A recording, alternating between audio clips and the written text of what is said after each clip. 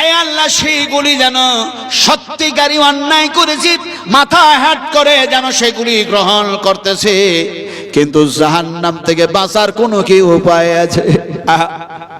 বিশ্বনবী মুহাম্মদ সাল্লাল্লাহু আলাইহি ওয়াসাল্লাম সাহাবাদের সামনে যখন এই বক্তৃতা করছিলেন, এই ওয়াদার এই নসিহত করতেছিলেন, সাহাবা کرامদের মধ্যে যেন কিছু সাহাবী চিৎকার দিয়ে কান্না শুরু করে দিলেন।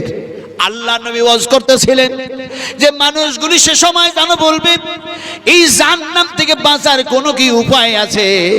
আল্লাহ নবী বললেন, শোনো, জাহান্নামের মধ্যে ফিতনা আছে, কবরের মধ্যেও যেন ফিতনা আছে।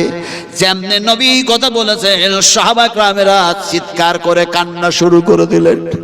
এত জোরে জোরে কান্না শুরু করেছে, কেমনে যেন সেই পাপ থেকে বাঁচি, কেমনে যেন সেই গুনাহ থেকে বাঁচি, কেমনে যেন জাহান্নামের আগুন থেকে বাঁচি, কেমনে যেন জাহান্নামের আগুনের ফিতনা থেকে যেন বাঁচি, কবরের যেন ফিতনা থেকে কেমনে বাঁচি।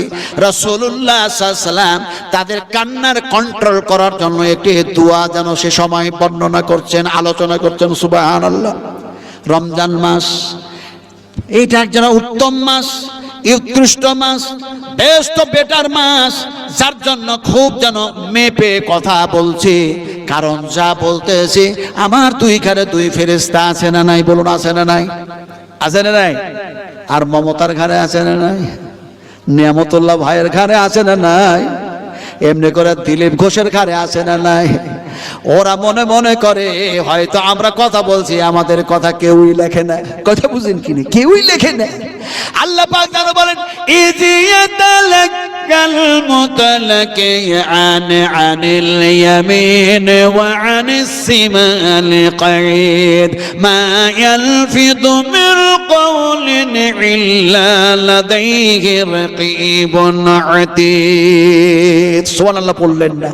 এটা বলুন সুবহানাল্লাহ।